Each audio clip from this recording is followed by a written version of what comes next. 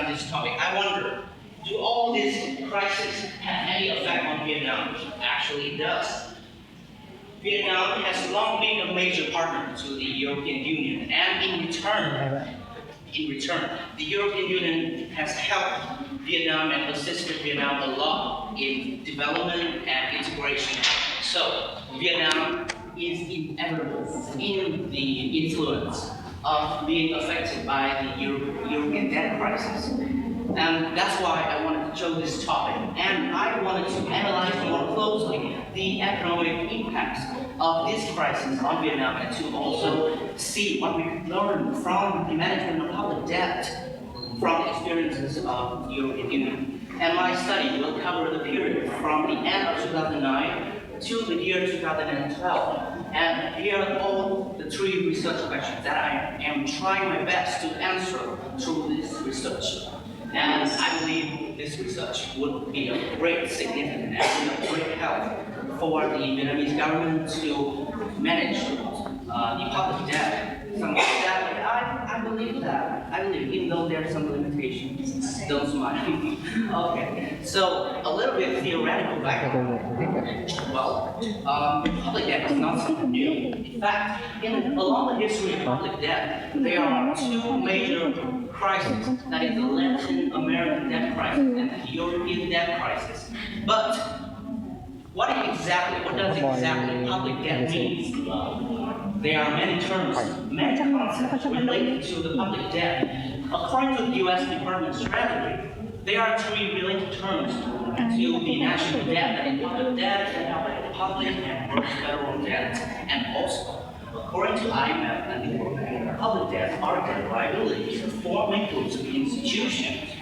Here, central government, local government, so theoretically, there are 6 types of public debt, but in reality, we often categorize public debt as internal debt and external debt. Well, the names literally suggest what it means, right? But I just wanted to make a note that internal debt is actually a form of resource distribution within the nation only, and it does not affect the total amount of resource in the community.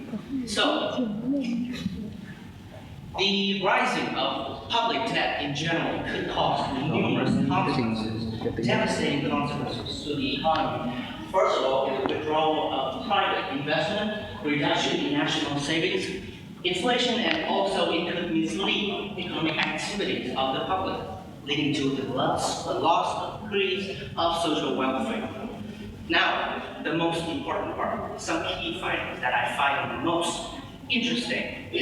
Okay. The first is the causes of the European debt crisis.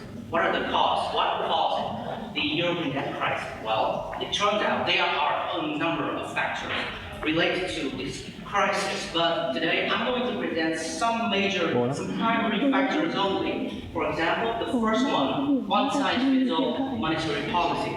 This term means that the whole European Union applied one monetary policy.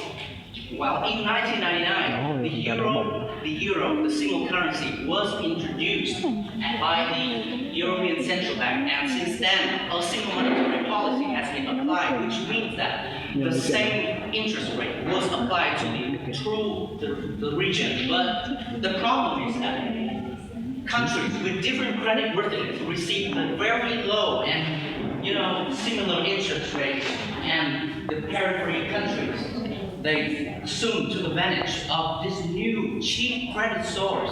But the problem is that they did not use them efficiently. For example, like corruption, for example. So that leads to the rise of public debt levels. They could not generate enough resources to repay the debt. And also, these countries, because they follow one monetary policy, so they could not take these measures in order to reduce public debt. For example, they could not create any money. It belongs to the rise of the ECB. And also, they could not appreciate currency. And they definitely could not buy any debt. And the second cause is that economic divergence and trade imbalances. Here you can see that Germany, different from all the other countries in Europe, in the fact that their labor costs were relatively low. Germany, their labor costs relatively low, which means that they own the competition. They have the competitors, but other countries do not.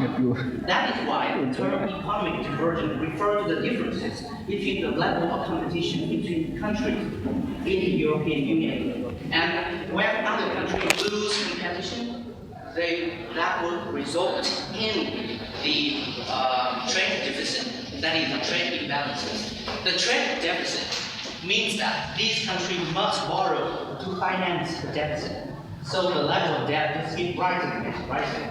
So another thing that is the structural problem of the Eurozone system. There exists a paradox, right? A paradox in the European Union. That is, they have a monetary union, they have a single currency, but they do not have any fiscal union at all, and they do not have little respect for money, do not want to create. So that means countries have the freedom to act on their own policies.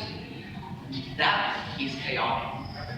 Some countries enjoy high level of exchange rates, while the exchange rate in other countries remain relatively low.